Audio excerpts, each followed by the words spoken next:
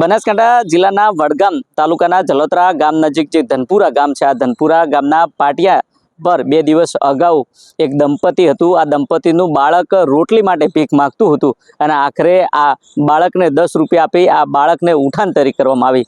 જો કે મામલો પોલીસ મથકે પહોંચ્યો. પોલીસ મથકે ફરિયાદ નોંધાણી અને ફરિયાદના આધારે જિલ્લા પોલીસ વડા પ્રશાંત સુંબે દ્વારા અલગ અલગ ટીમો બનાવવામાં આવી અને આ ટીમોને કામ સોંપવામાં આવ્યું અને આ ટીમો દ્વારા ગણતરીના દિવસોમાં જે આ બાળકનું અપહરણ કરનાર જે આરોપી હતો તેની ધરપકડ કરી અને ધરપકડ કર્યા બાદ કયા પ્રકારના ખુલાસા થયા તેની વિગતે ચર્ચા આ વિડીયોમાં કરવી છે. વૈષ્ણવજન તો તેને કહીએ જે પીડ પરાઈ જાનાને રે. નમસ્કાર, હું છું દિનેશ ઠાકોર. નવજીવન ન્યૂઝમાં આપનું હાર્દિક સ્વાગત છે. વાત બનાસકાંઠા જિલ્લાની છે. રાજસ્થાનના પાલીનું દંપતી પતિ પત્ની અને તેના 3 બાળકો ભિક્ષાવૃત્તિ માટે બનાસકાંઠાના વડગામ તાલુકાના જલોત્રા ગામ નજીક પહોંચ્યા હતા. જોકે જે 3 બાળકો હતા, 3 બાળકોમાંથી જે એક 4 વર્ષનું બાળક હતું, આ બાળકને ભૂખ લાગી હતી અને તે દરમિયાન આ બાળક રોટલીની શોધમાં હતું. જોકે એક ગાડી લઈને એક અજાણો ઈસમ ત્યાંથી પસાર થાય છે અને આ બાળકને જુએ છે ત્યારે ત્યાં ગાડી ઊભી રાખે છે અને આ બાળકને 10 રૂપિયાની લાલચ આપે છે. આ 10 રૂપિયાની લાલચ આપી આ બાળકને પોતાના ગાડીમાં બેસાડી પોતાના ઘરે લઈ જાય છે. ત્યાં ઘરે લઈ ગઈ આ બાળકને નવડાવે છે, તેના કપડાં બદલે છે. એટલું જ નહીં, ત્યાંથી આ જે ઈસમ છે, આ ઈસમ તેની સાસરીમાં જાય છે અને સાસરીમાં બાળકને લઈ ગયા બાદ તેના વાળ કપાવે છે. જોકે આ બાળક છે, આ બાળક જે દંપતી હતું, આ દંપતીના ઘરે પહોંચતું નથી અને આખરે દંપતીને ગભરાટ થાય છે. જોકે પોલીસ મથકે જાણ કરવામાં આવે છે અને આખરે પોલીસે ફરિયાદ નોંધી અને ફરિયાદના આધારે પોલીસ દ્વારા અલગ અલગ ટીમો બનાવવામાં આવી અને આ ટીમો કામે લાગી. કારણ કે બનાસકાંઠા જિલ્લામાં જે બાળ તસ્કરી છે, આ બાળ તસ્કરીમાં અગાઉ પણ બનાવ બની ચૂક્યા હતા એટલે પોલીસને શંકા હતી અને પોલીસ દ્વારા સીસીટીવી ફૂટેજ તપાસ કરવામાં આવ્યા અને આખરે જે અલગ અલગ બ્રાન્ચોની જે ટીમો હતી, આ ટીમો કામે લાગી અને 70 થી 80 જેટલા જે સીસીટીવી ફૂટેજ હતા, આ ફૂટેજ ખંગોળવાનું કામ પોલીસે કર્યું અને આખરે પોલીસને કડી મળી કે જે પ્રકારે જે ગાડી હતી, આ ગાડીના સીસીટીવી ફૂટેજ મળે છે અને આ જે ઈસમ હતો, આ ઈસમ જે બાળક હતું, આ બાળકને 10 રૂપિયાની લાલચ આપી હતી અને આ બાળકને ગાડીમાં બેસાડી ત્યાં લઈ ગયો હતો. આ જે સીસીટીવી ફૂટેજ હતો પોલીસને હાથે લાગ્યો અને આખરે પોલીસ કામે લાગી અને પોલીસ કામે લાગતાની સાથે ગણતરીના જે કલાકો હતા, આ કલાકોમાં આરોપી સુધી પહોંચી. ત્યારે આરોપી સુધી પહોંચ્યા બાદ જે તપાસ હતી, આ તપાસ શરૂ કરવામાં આવી ત્યારે જે મુખ્ય શખ્સ હતો એ શખ્સ શૈલેષ ગમાર હતો અને આ શૈલેષ ગમારની સાથે અન્ય એક બાબુ ભગોરા કરીને જે હતો, આ બંનેની જે મિલીભગત હતી, આ મિલીભગતને લઈને આ બાળકોને ઉપાડી જવાનું આ કામ કરતા હતા. એટલું જ નહીં, જે બાબુ ભગોરા છે, આ બાબુ ભગોરા પોતાના વિસ્તારની જે મહિલાઓ હતી, આ મહિલાઓને અન્ય જગ્યાએ જે પૈસા લઈને લગ્ન કરાવતો હતો. એટલું જ નહીં, જે શૈલેષ ગમાર છે, આ શૈલેષ ગમાર દ્વારા અગાઉ પણ જે બનાસકાંઠા જિલ્લામાં જે બાળ તસ્કરી થઈ હતી, આ બાળ તસ્કરી અન્ય સ્ટેટમાં આંધ્રપ્રદેશ, તમિલનાડુ, તેલંગાણા જેવા જે અલગ જે રાજ્યો હતા, આ રાજ્યોમાં તસ્કરી કરતો હતો તેવું જે તપાસ છે, આ તપાસમાં ઘટસ્ફોટ સામે આવ્યો છે. જોકે તમામ બાબતને લઈને બનાસકાંઠા જિલ્લા પોલીસ વડા પ્રશાંત સુંબે શું કહી રહ્યા છે અને કયા પ્રકારની જે તપાસ છે, આ તપાસમાં શું સામે આવ્યું છે તે પણ તમે સાંભળો. નમસ્કાર. બનાસકાંઠા જિલ્લાના વડગામ પોલીસ સ્ટેશન વિસ્તારમાં ધનપુરા ગામ ખાતે પાલી રાજસ્થાનના સુજારામ ભીલ નામક જે વ્યક્તિ આપણા પોતાના ભિક્ષુક પરિવાર સાથે પડાવ ખાતે રહેતા હતા, તેઓના બાળકો પડાવના બહાર રમતા હતા અને તે સમયે તેઓનો જે 4 વર્ષનું નાનું બાળક છે, તે બાળકને ચોકલેટના લાલચ આપીને એક ઈસમ પોતાની વ્હાઇટ સિલ્વર જેવી ગાડીમાં કિડનેપ કરીને લઈ ગયા. આ પ્રમાણે માહિતી પોલીસને મળી.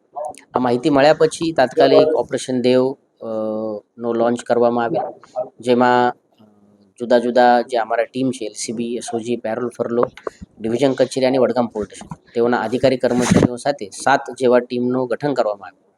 આ 7 ટીમો દ્વારા જે ડિસ્ક્રિપ્શન ગાડીનો મળેલ હતો, તે ડિસ્ક્રિપ્શન મુજબ 17 થી 80 કિલોમીટર જેવા વિસ્તારના સીસીટીવી કેમેરા ટેકનિકલ એનાલિસિસ કરવામાં આવે અને તેમાંથી ગાડીની આઈડેન્ટિફિકેશન કરીને આ તમામ એરિયામાં સર્ચ ઓપરેશન શરૂ કર્યું. આ સર્ચ ઓપરેશન દરમિયાન ગાડીની ઓળખાણ થઈ અને ગાડીને પકડવામાં આ ટીમો સક્સેસફુલ થયા. ગાડીને પકડ્યા પછી જે બાળક હતું તે બાળકને રિકવર કરવામાં આવેલ અને જે આરોપી હતો તે આરોપીને પકડવામાં આવેલ.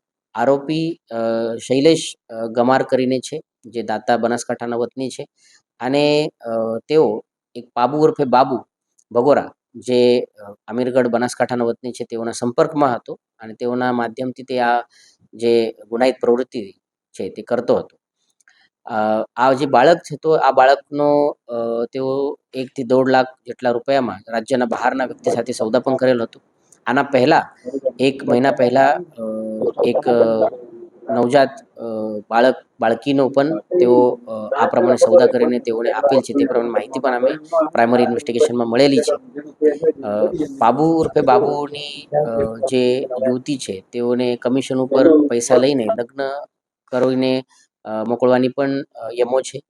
તેમાં પણ જે ઇન્વેસ્ટિગેશનમાં ધ્યાન ઉપર આવેલ છે. આ તમામ જે ગુનાહિત પ્રવૃત્તિ છે તેમાં રાજ્ય બહારના લોકો સાથે આ લોકો સંપર્કમાં છે અને તેઓ સાથે મળીને આ ગુનાહિત પ્રવૃત્તિ આચરી રહ્યા છે તે ધ્યાન ઉપર આવેલ છે. આવનાર સમયમાં જે ઇન્વેસ્ટિગેશન થશે તેમાં તે લોકો ઉપર યોગ્ય કાર્યવાહી અને અટકાયત પણ કરવામાં આવશે. જે મુજબ માહિતી અમને મળશે તે મુજબ અમે આપના સાથે તેઓની સંકલન કરીને આપને આપશું. સાહેબ, અગાઉ પણ બનાસકાંઠામાંથી આ પ્રકારે બાળ તસ્કરીનો મામલો સામે આવ્યો હતો. આમાં આ લોકો સંડોવાયેલા છે અને અગાઉ પણ આ થયેલું છે. આ પ્રમાણે એક અમદાવાદ ખાતે જે ગુનો દાખલ થયેલો હતો તેના એક મુખ્ય આરોપી બનાસકાંઠા જિલ્લા પોલીસ તરફથી પકડીને અમદાવાદ પોલીસને આપવામાં આવેલો હતો. તે સમયે જે ગેંગ હતી તે ગેંગને અને આ જે આરોપી છે તેઓની એકબીજા સાથે સંડોવણી છે કે કેમ તેની ચકાસણી અત્યારે શરૂ છે. અત્યાર સુધી આ પ્રમાણે જાણવામાં આવેલ નથી, પરંતુ ઇન્વેસ્ટિગેશનમાં જે પ્રમાણે આગળ વધશે તે મુજબ આગળની માહિતી અમને મળશે. તમે જો તે પ્રકારે જિલ્લા પોલીસ વડાનું કહેવું છે કે આ જે બનાવ હતો આ બનાવને લઈને વડગામ પોલીસ મથકે ફરિયાદ નોંધાણી અને ફરિયાદને લઈને કારણ કે બનાસકાંઠા જિલ્લામાં પણ અગાઉ બાળ તસ્કરીના જે મામલો સામે આવ્યો હતો તેની વાળા હોય. જો કે તે જે બાળક હતું આ બાળક અમદાવાદથી ઝડપાયું હતું. ક્રાઇમ બ્રાન્ચે પરિવારને સોંપ્યું હતું. જો કે થોડા દિવસ અગાઉ આ પ્રકારની ઘટના બની હતી. જો કે પોલીસે અલગ અલગ ટીમો બનાવી અને આખરે ટીમો બનાવ્યા બાદ જે હાઈવે પરના જે સીસીટીવી ફૂટેજ હતા આ ફૂટેજ ખંગોળવાનું કામ પોલીસે કર્યું અને પોલીસ દ્વારા ગણતરીના કલાકોમાં જે મુખ્ય 2 આરોપી છે 2 આરોપીની ધરપકડ કરી. ત્યારે આ જે તપાસ છે આ તપાસનો દોર શરૂ કરવામાં આવ્યો છે. કારણ કે જે પ્રકારે અગાઉ જે બાળકોનું અપહરણ થયું છે આ અપહરણને લઈને પોલીસને ક્યાંક કડી મળે તેવું લાગી રહ્યું છે. જો કે હાલ તપાસનો વિષય છે. તપાસ બાદ કયા પ્રકારના જે ખુલાસા છે અને કયા પ્રકારના લોકો અલગ રાજ્યોના સંકળાયેલા છે તે તો તપાસ બાદ જ જાણી શકાશે. દિનેશ ઠાકોર, નવજીવન ન્યૂઝ, બનાસકાંઠા.